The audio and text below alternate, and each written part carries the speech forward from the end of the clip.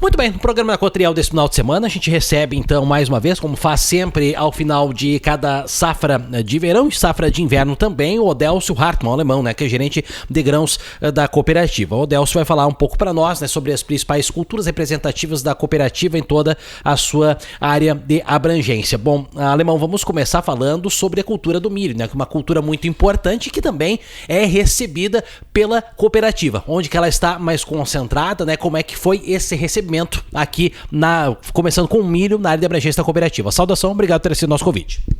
Mais uma vez, quero saudar os nossos associados e nossos clientes, né? E dizer assim que foi um ano bom, bem diferente dos demais, né? Começando pelo milho, nós já tivemos um pouco de problema de estiagem, né? Mas em questões de recebimento, foi um recebimento muito bom, né? Nós tivemos uma qualidade de milho muito boa. Hoje a concentração de milho, ela se baseia principalmente no posto do Jacuizinho, do Arroio do Tigre, na sede, Capão do Vale e Alto Alegre, né? São essas unidades que mais recebem milho. Dando o destaque sim para o Jacuizinho, porque ali nós temos produtores com pivô, e isso tem nos melhorado bastante a nossa qualidade, não que as outras unidades não é importante o nosso recebimento, mas o que a gente vê lá, Roger, são associados que têm pivô e trabalham com uma variedade de milho. E isso fica mais fácil para a gente receber, ao mesmo tempo secar, né? Você vai ter sempre o mesmo produto. Às vezes ele vem um pouco mais úmido que as demais unidades, mas porém você consegue fazer um produto de qualidade, não há mistura. Não vem milho com 16 de umidade, com 25, com 30, com 28. Ele vem um produto na base de 25 e aí fica mais fácil você fazer essa secagem. Na sede Arroio do Tigre, Capão do Valo e Alto Alegre nós já temos vários produtores, né? Daí entre variedades diferentes, mas que a qualidade do produto ainda fica bem parecido com o de pivô, ou seja, de irrigação. Então a gente em 2024 e 2025 aí recebeu uma quantidade em torno de 15% a menos que do ano passado, né? Mas assim, falando com nossos produtores, né, o rendimento foi até interessante, porque como nós falamos, né, deu uma estiagem ali, principalmente nos meses de novembro. Nós sabemos que houve pouca chuva, né? Dezembro também não foi muito diferente. Mas em síntese, sim, nós temos milho, né? A gente trabalha bastante com milho para a indústria, né? Para fabricação. Temos milho de evolução, né? Para os nossos produtores. E assim falando, né? Para milho para o consumo da cooperativa, nós temos disponível. Esse milho alemão, é bom você dizer, né, que trabalha-se para a indústria, de todo esse milho que é recebido, quantos por cento ele fica dentro da cooperativa para nossa fabricação e quanto que ele é mandado, né, ele é exportado, ele é mandado para fora, ele é comercializado. Nos fale desses números aí, como é que é feito esse acompanhamento. Nesse ano, Roger, como nós recebemos em torno de entre 15% e 20% a menos, a gente não tem milho disponível para venda. Todo produto que a gente tem dentro da cooperativa, mais ou menos 60% vai para a nossa fábrica de ração, né? Então, a princípio, esse ano a gente não tem comercialização de milho, né, para fora. Alemão, outra cultura que também é importante é a cultura do arroz, né? Que nós temos um cenário bem interessante. Nós tivemos no ano passado toda aquela enchente, principalmente lá na região de Pantano Grande, né? E a gente que conhece os pivôs, a gente que vai lá na unidade, né, conhece as áreas alagadas de arroz, sabe, né, que teve um ano que o pessoal tava precisando de água. No ano passado foi água, né, que sobrou demais e que inclusive estourou até as próprias barragens utilizadas. Dentro desse cenário, como é que se comportou o recebimento de arroz, que é principalmente, né, feito lá na unidade de Pantano Grande, onde também já tem o engenho de arroz da linha de produtos da Cotriel? O arroz, ele surpreendeu para nós, né? Nós recebemos em torno de 22% a mais que ano passado. Claro que a gente sabe que alguns produtores migraram do soja para o arroz de novo, mas outra coisa que chama muita atenção assim, é a qualidade do nosso produto. Esse ano o arroz é bem diferente o recebimento que as demais culturas, né? É um produto que sempre vem no máximo com 20, 25% de umidade. todo ele tem que passar pelo processo, né? A gente tem um pequeno mini engenho aí que tem que fazer a classificação do produto. Isso sim é um produto, dá para dizer assim, quase que segregado. E você tem que ter muita paciência, porque no descarregamento você tem que fazer todos esses processos. Mas as pessoas que trabalham com arroz, elas já sabem como é que funciona. Então, o nosso produto, né, ele é comprado por rendimento. Ele ficou muito bom esse ano, subindo até em torno de 3 pontos comparado ao ano passado. Ele ficou entre 50% e 62% de rendimento. Eu tive lendo semana passada no AgroLink que na região do sul, né, o arroz era um pouquinho inferior, ficou entre 41 e 45.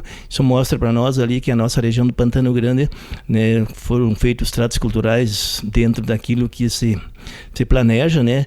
E em termos assim, como nós já falamos, assim, a nossa surpresa assim foi uma quantidade de 20 a 22% a mais e com uma qualidade boa, né? Isso é interessante também. Esse produto, esse ano também, todo produto que é recebido, todo ele, né, é beneficiado pelo engenho.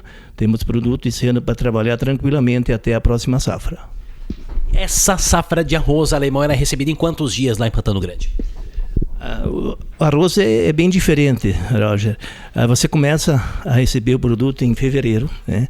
Passa março, passa abril, e nós chegamos a receber agora no início de maio alguma coisa, né? Então praticamente são 4 meses de recebimento. É bem diferente das demais culturas, né? Geralmente a soja e o trigo é plantado numa época só, mas o arroz assim também esse ano a gente viu assim que houve um escoamento, né, desse produto assim, e isso também facilita para o nosso recebimento. Lá em Pantano Grande ainda é recebido arroz e soja ao mesmo tempo, um fluxo aí bem interessante de destinar caminhões para o recebimento da soja, recebimento de arroz, e tudo é muito organizado e extremamente desafiador, né, Alemão? Realmente, mas o nosso pessoal assim, né, eles já têm um treinamento.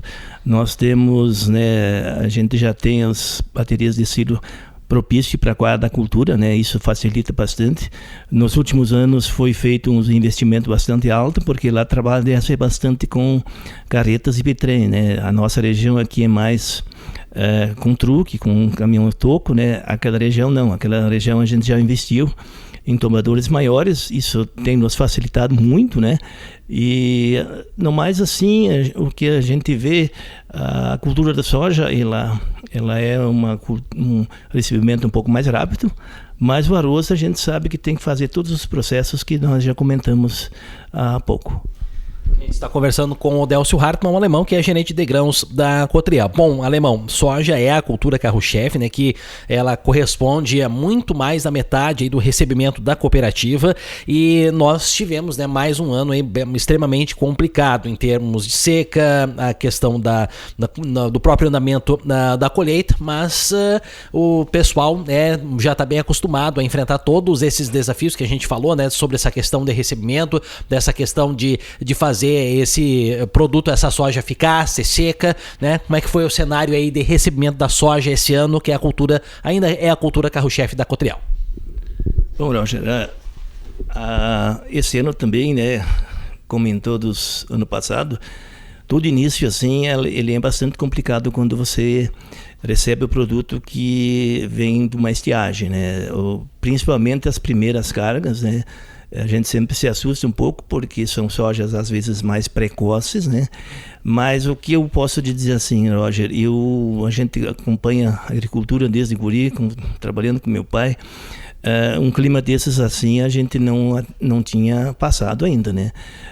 Você, né, achar que a tua lavoura tinha chovido toda ela, e quando você ia fazer uma vistoria, metade da lavoura não tinha chovido, né? Essas coisas não aconteciam no passado, sim. E isso se passou também em todas as regiões, em todas as unidades nossas. Eu, antes de vir para o programa aqui, eu estava olhando a parte da cooperativa aí, onde é que são anotadas as chuvas, e a gente começa a analisar números, né? E ver que uma cultura que nem a soja, no mínimo nós teríamos que ter 600 milímetros de chuva no ciclo dela, que é de novembro a março, né? Só para você ter uma ideia, no município de Espumoso, nós tivemos em Espumoso 416 milímetros, Pontão 415, diferença de 1 milímetro, né? A Campinas já deu só 409 milímetros. O depósito, que é dentro do nosso município, já deu 522 milímetros. A Serra 479, o Campo Comprido 476, o Alto Alegre 404. Então vejam só que tem regiões que choveu 43 milímetros a mais. Aí às vezes o pessoal do depósito vai nos questionar, tá, mas no São Domingos não choveu. Isso aconteceu muito. Aqui em Espumoso nós temos a região da Prata, da Rua da Prata, né? Nós temos a região de Santa Catarina. Aí nós tínhamos uma região aqui na Volta Alegre que chovia, Barro Preto não chovia, então realmente assim, né, as pessoas que tiveram mais sorte, associados que tiveram mais sorte, colheram um pouco melhor. Porque dentro da cooperativa, assim, voltando ainda a falar de números de chuvas, Tuna, Sobradinho, Arroio do Tigre, Lagoão e Segredo, nós tivemos um recebimento muito melhor. Tem regiões lá que choveu 593 milímetros, tipo o Segredo.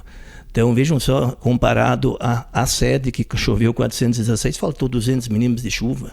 Então isso depois, quando nós começamos a receber e as quebras, nós temos hoje, se você me pedir, tá, mas qual foi o rendimento por hectare? Olha, tem de tudo que é tipo. Tem de 15, tem de 20, tem de 25, tem de 30, tem de 40, tem de 45, depende da região.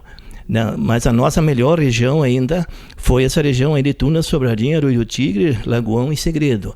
Já pega o Jacuizinho, o Salto, Campos Borges, Estrela e São Felipe, já choveu um pouquinho menos. O Salto é a região que menos choveu dentro da cooperativa, 382 milímetros. E aí isso a gente vê nos números no recebimento. Então a gente viu assim que, né, que as chuvas, principalmente no mês de janeiro, elas foram as mínimas. Se nós compararmos o Salto do Jacuí, em janeiro choveu 24 milímetros, né? Tu pega a região ali de Jacuizinho, choveu a mesma coisa, 24 milímetros. Aqui na Serra ainda tem 82 milímetros.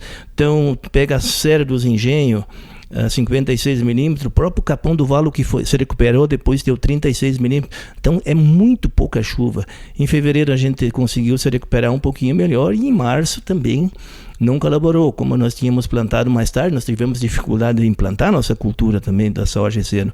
Nós começamos no fim de outubro, depois não teve mais chuvas, né? Nós começamos a plantar dia 10, 15 e 20 de novembro. Então foi um ano totalmente atípico, assim, de esquecer, né? Mas no cenário das últimas secas, Rogers, que a gente passou, essa aí foi uma das que menos quebra deu, né? Vai ficar em torno de 25% na área da abrangência da Equatorial comparado ao recebimento do ano passado. Mas voltando a dizer, tem vários rendimentos, né, que nós já comentamos, somos sabedor de 8 sacos por hectare, de 15 sacos por hectare, de 20 sacos por hectare, 25, né? E terras nobres, né? Terras que produziam 70, 75. Mas é do clima, né? O nosso negócio é a céu aberto, como a gente sempre fala. Alemão, é esse recebimento da soja, né, por unidade, né? O que você pode dizer de quantidade de dias que ela é recebida? Porque, como a gente sempre fala, né, as máquinas estão cada vez mais modernas, né, mas a gente depende muito do clima para que haja um dia, vários dias de mais seco que seja possível colher. A chuva também ela não atrapalhe, né? Ela teve nesse ciclo aí no final de fevereiro, final de março, início de abril, tivemos aí um pouco de chuva. Como é que variou esses dias de recebimento por unidade? Qual foi a quantidade de dia médio de dias que entre o início e o fim do recebimento em cada unidade? Bom, assim, ó, esse foi um ano bem diferente no recebimento de novo. Em questão de umidade, nós começamos com um produto úmido, mesmo vindo o produto do campo, né, com esse problema de seca. Mas o que acontece quando dá um ano de seca? Você tem soja imatura, você tem soja variada, você tem soja normal.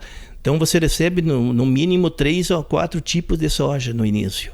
E às vezes você recebe produto com 13%, 14% que tu já poderia colocar direto para o silo, mas tem esses agravantes. Se você colocar esse produto imaturo dentro do armazém, vai te dar problema, vai queimar o soja. Então, esse ano, mais ou menos, nós devemos ter secado em torno de 65 a 68% do produto teve que ser secado, né? E isso nos atrapalha bastante, né? Porque a gente tem que se programar para trabalhar dia e noite, senão você não consegue fazer o serviço, porque o produto hoje ele estraga muito fácil. Você não pode deixar uma soja mais de 2 dias e meio, no máximo 3 dias numa moega. Porque se você não fizer essa limpeza, o momento que você fizer a rapa, que a gente tira a rapa, né, você começa a ver que já tem soja com problema. E soja com problema você botando num silo, porque hoje dentro da cooperativa tem se investido muito em silo nos últimos anos. Mas a cooperativa ainda tem 50% de armazéns graneleiros grandes, que vão 18 mil toneladas, que vão 15 mil toneladas, que vão 22 mil toneladas num armazém. E se der um problema de avariado, ou problema de esquentar o produto, você não consegue tirar isso num dia. Principalmente agora que praticamente não tem negócio do soja, né? Então você tem que ter um cuidado muito especial, tem que ter um olho clínico, eu sempre digo, né? A gente sempre faz um treinamento, principalmente na balança, né? Que é o cara-chefe que tem que, né, que destina os produtos para o armazém, que eles têm que ter uma visão muito boa e um conhecimento muito bom. Mas em síntese, assim, né, a gente trabalhou também praticamente esse ano 2 meses, diferente do ano passado, que a gente foi quase até junho, né, hoje secando soja, transferindo soja, mas esperamos que na próxima safra a gente tenha um clima um pouco melhor, que chova uma chuva mais parelha.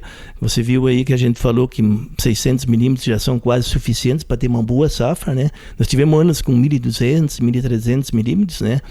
E esse último ano aí nós tivemos esse problema, como a gente comentou aí, a falta de chuva. E a questão da armazenagem, conservação, né, é um trabalho que é contínuo, né, Alemão? Hoje, claro, a termometria ela é eletrônica, você consegue monitorar da sede, né? Dificilmente você está sempre girando todas as unidades, mas uma vez você tem que ir, pelo menos na safra, para dar uma olhada, até para conferir, para saber dessa questão. Mas hoje muita coisa é feita online, que também te facilita bastante, né? Realmente. Uma coisa que eu estava me esquecendo também, a questão do ano que você faz a secagem do produto, ela é diferente quando você recebe o produto do campo seco. No momento que você passar o produto para o secador, porque você tem que jogar calor, né? E aí a qualidade do produto ela é diferente. Aí você tem que ter um olho clínico de novo.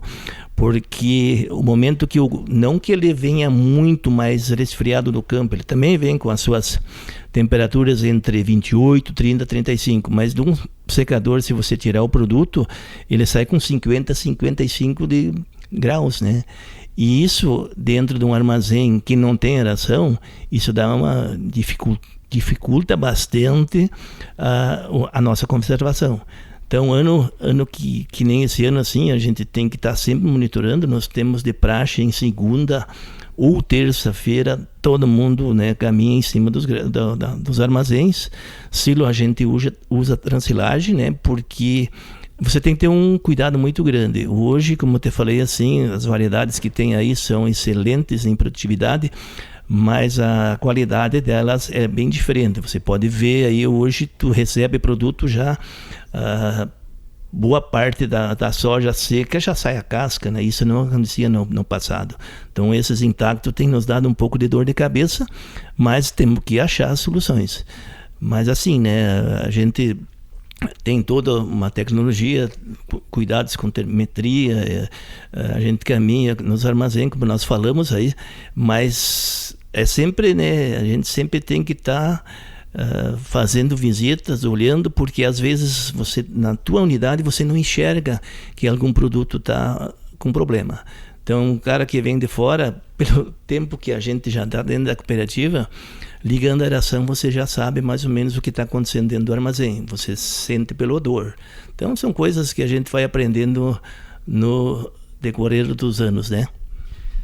Barros Cassal agora entrando uma nova fase, Tunas sendo reformado, são 2 unidades aí, são muito estratégicas, né? Principalmente Barros Cassal pela descida que tem ali, né? Com essa facilidade, vão ser unidades importantes aí quando estiverem prontas, né, Alemão?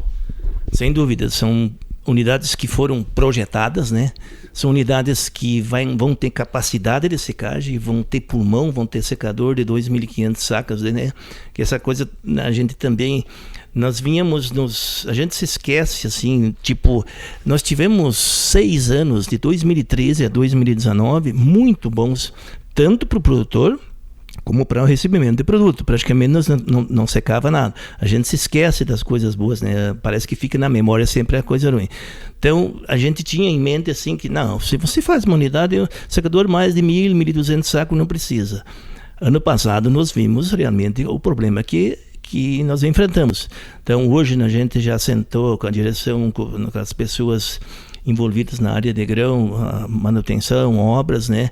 E já conseguiu, né, trabalhar com eles, né? Trabalhar com secadores grandes que facilitam um monte, né?